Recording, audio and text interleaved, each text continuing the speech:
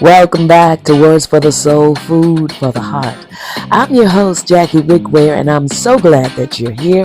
This is the place we come to breathe.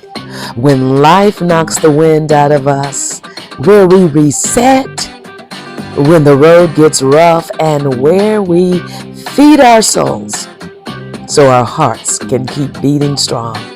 And let's be real now. Life wrestles with us from time to time. So you need a place that you can run into and to be strengthened, to get refreshed, and to get pumped up again so you can go back out and face the world. And that's what we do here at Words for the Soul, Food for the Heart podcast. So come on in now and prepare for today's episode. Right now, grab your cup of coffee, your favorite beverage, tea, whatever it is, and get ready, and let's dive in.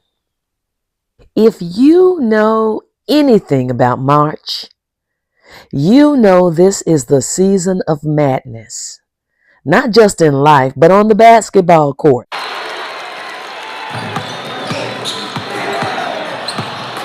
Yes, it's March Madness, where the NCAA tournament begins. It's the moment where giants fall and underdogs rise, where the unexpected happens over and over again. And if you didn't know, I am an avid basketball fan. Yes, I am. And because it's March Madness, all you basketball lovers out there know exactly what that means. It's the game where nothing is guaranteed. A team that was supposed to dominate gets knocked out in the first round. And the one nobody believed in, they fight their way to the top. Now, doesn't that sound a whole lot like life? We have our own versions of victory and defeats, days when everything seems to be falling into place. And then, out of nowhere, life throws us a full court press, and we can't seem to find our way out. Now, for those who are not sports fans, don't check out on me yet, because even if you don't follow basketball, you can definitely relate to the madness part. Here's what we need to remember.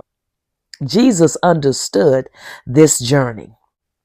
Jesus knew what it felt like to be counted out, and he knew what it felt like to have people turn on him. But he also knew what it meant to keep pushing forward, to stay in the game, to take every situation, even the painful ones, and turn them into moments of empowerment. So today we're talking about how to handle life's March Madness, the surprises, the setbacks, and the power we have to keep going even when the odds are against us. Settle in, let's talk about it right now. See, life has a way, I've said before, of throwing us curveballs. You set your sights on something, a dream, a goal, a relationship, and just when you think you've got it, it slips right through your fingers. Or maybe you've spent years feeling underestimated, overlooked, dismissed, and now God is elevating you in ways you never saw coming. That's life. And one day you're on top of the world, the next you're struggling just to stay standing. And if you've been feeling like that, feeling like you are in a whirlwind of unexpected changes that have been leveled at you that come from the north, east, south, and west, I want you to think about Jesus' last days before the cross. It was his own version of March Madness. One moment, the crowd was cheering for him, waving palm branches, shouting, "Hosanna, Hosanna." And then in the blink of an eye, the same voices that lifted him up were the ones screaming, "Crucify him! Crucify him!" Betrayed, abandoned, counted out. But Jesus never lost sight of the bigger picture, because the truth is victories and defeats are just part of the journey, but they do not define the destination. They don't define where you eventually end up.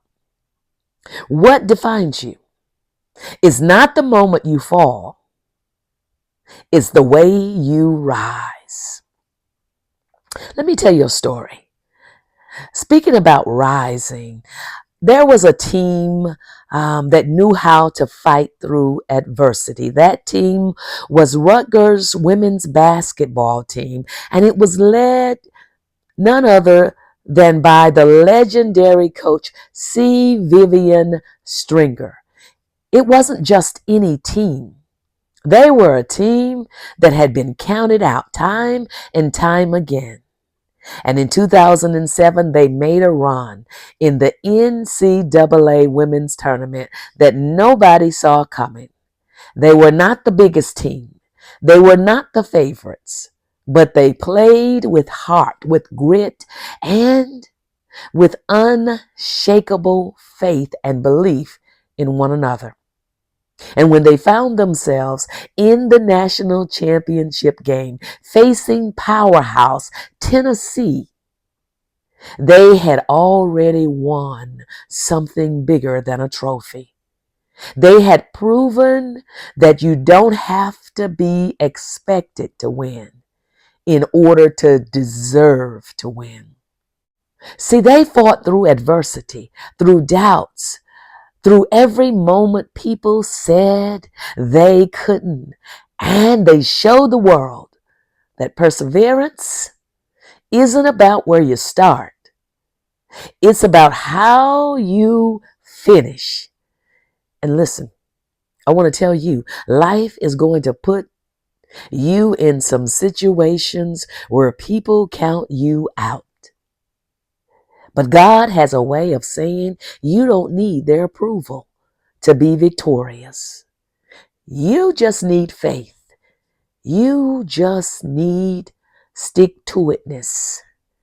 You just need some resilience. And you just need to keep playing the game that you're in. Let me tell you about another story. That story is about a player who knows a little something about overcoming the odds. You know him. He's Stephen Curry. He's one of the greatest shooters the game has ever seen. But did you know that once upon a time, nobody believed he would make it? Coming out of high school, colleges were not knocking down his door. He wasn't even considered a top recruit. He didn't have the height. He didn't have the physical appearance and dominance of other players. But what he did have was a strong work ethic that wouldn't quit and a belief in himself that couldn't be shaken. Stephen went to a small school, Davidson College, and in the 2008 NCAA tournament, he led his team on a Cinderella run that shocked everybody. He put up numbers that couldn't be ignored. He played with fire that made the world take notice. And today, he's a multiple NBA champion, a league MVP, and the man who redefined how basketball is played. Because when people said you're too small, you're not built for this, listen, God was saying, watch what happens when you trust in what I put inside of you. And if that's not a message for us, I don't know what is. Because the world may doubt you. In fact, it does every day. But when God has a plan for your life, nobody can stop it. And so my challenge for you this week is when you're feeling defeated, in the places when unexpected things happen that knock the wind out of you. Do know that you can shift your mindset to move forward in spite of what has happened. Because hear me, when I say this, you are not alone. And you are not defeated. Every day, some obstacle stands in front of you, not to crush you and keep you down, really to elevate you and make you understand just who you are. So I want to say to you today that any obstacle that's standing in front of you, any hardship that you're facing, any trouble that you're up against, you need to keep pushing. Keep pushing and keep trusting and keep believing, because your Sunday is coming. Your time is coming. Your moment is right in front of you, and you're almost there. And so you can't put the ball down now and stop playing the game. You can't go take a seat on the sidelines. You can't take yourself out of the game. You cannot count yourself out. Because if you didn't have the trial, if you didn't have the trouble, if you didn't have the hardship or the obstacle, you would never know how good you are. So take this as a moment for you to get into the game full-fledged, for you to stand up, tuck your jersey in, pull your shorts on, get the ball in your hand, and move fast forward. This time is meant for you to shine. What is it that you need to overcome today? What struggles have you been wrestling with this week, this month, this year, or for years to come? Don't count yourself out. You know, when I think about scripture and I think about those in the Bible who had to wage war just to be seen, heard, and to shine the gifts that God had placed in them and to let them come forward. When I think about David, who was out there tending the sheep and everybody counted him out. When I think about Jesus and folks counted him out. When we think about Jacob, who really counted himself out and almost did everything he could to sabotage himself and to try to strip from others their skills instead of put his to use. When I think about Joseph and his brothers, how they did him in, how they were nasty towards him. But Joseph used everything that was against him. Potiphar's wife who lied on him, Potiphar who sent him to prison.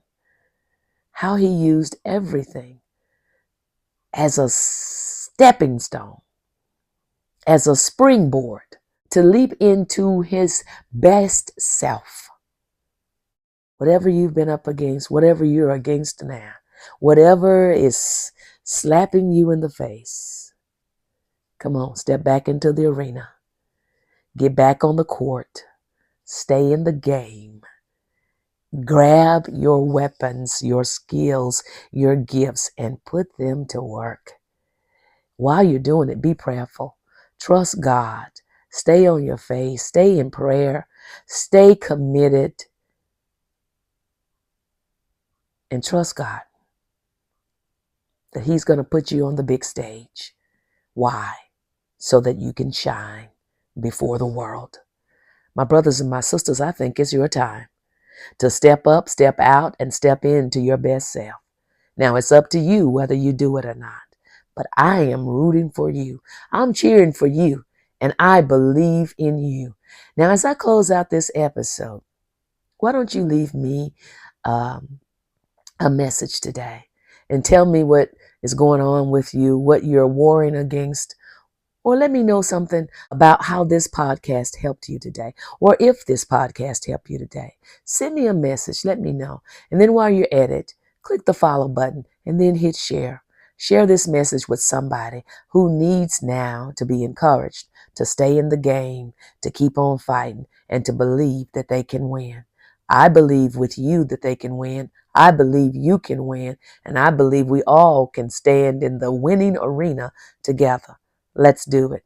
Thank you for joining me today on Words for the Soul, Food for the Heart. And you know what? As you go through this week, I want you to do one thing. Keep your head to the sky. Rise up now. It's your time.